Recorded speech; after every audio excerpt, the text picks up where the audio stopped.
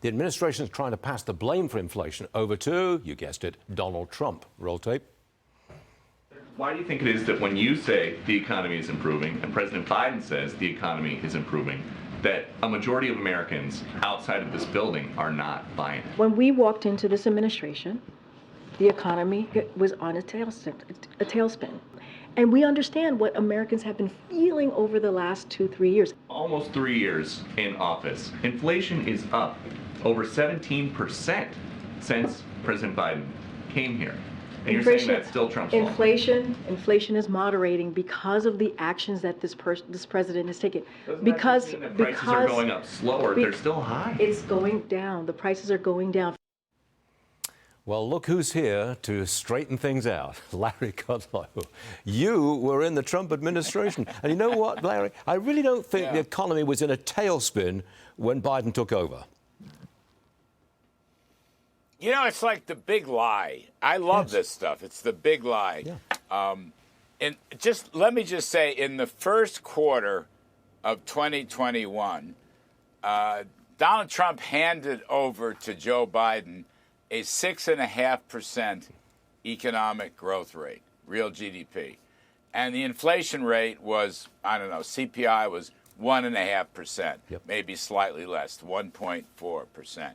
And it's funny, for the 3 years in office, they have continued this big lie that the economy was reeling. They blamed Trump for the inflation, and the American Rescue Act, or whatever it was called, in March of 21, which is what triggered the high inflation, you know, that was there to save the economy. So it's like, here they go again. Yesterday, Biden actually started in again on how the prices of Thanksgiving were down, all right? But that story, which was like 4 days old or 5 days old, everyone has printed this. Every newspaper practically has printed how a turkey dinner is up 41%. The level of the price is up 41% since Thanksgiving of 2020. I mean, really, Joe Biden would have been better off not doing anything. Trump handed him such a good account. Don't do anything. If it ain't broke, don't fix it. Leave it alone. He would have been much better. His polls would have been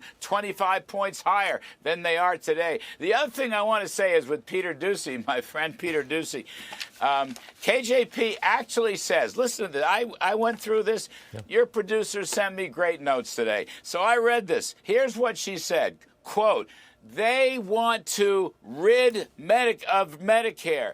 They want to get rid of Social Security. Who's they? Republicans aren't going to get rid of Medicare. They're not going to get rid of Social Security. It's the big lie. Yes, it is. And the great part about it is American voters are a lot smarter than the Bidens think, and they're not buying it. And that's why Biden's economic polls, along with the rest of his polls, are so terrible. Falling. They continue to fall. Down. It's a downward spiral. I'm going to change the subject for a second because I know you're hot on this. Why has President Biden not mentioned American hostages who are still being held by Hamas? Yeah, that's an important question, Stu. He hardly ever mentions it. Now, we got this 4-year-old girl, which is wonderful, okay? That's a joyous occasion. They return that. But there are, I don't know, 8 or 9 or 10 other American hostages. And really, I don't understand why, from day one, when this war started, and Americans were taken hostage, President Biden hardly ever even mentions it. And, you know, hostage taking is an act of war. And we also know it's not just Hamas, it's their paymaster and puppeteer, Iran. And Iranian proxies keep firing on American military assets. The number is something like 70 shots.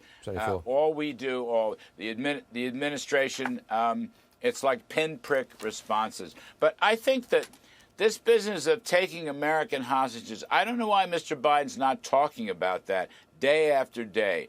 I don't know why he's not threatening some forceful actions, whether it's against Hamas or whether it's against Iran. I don't understand this at all.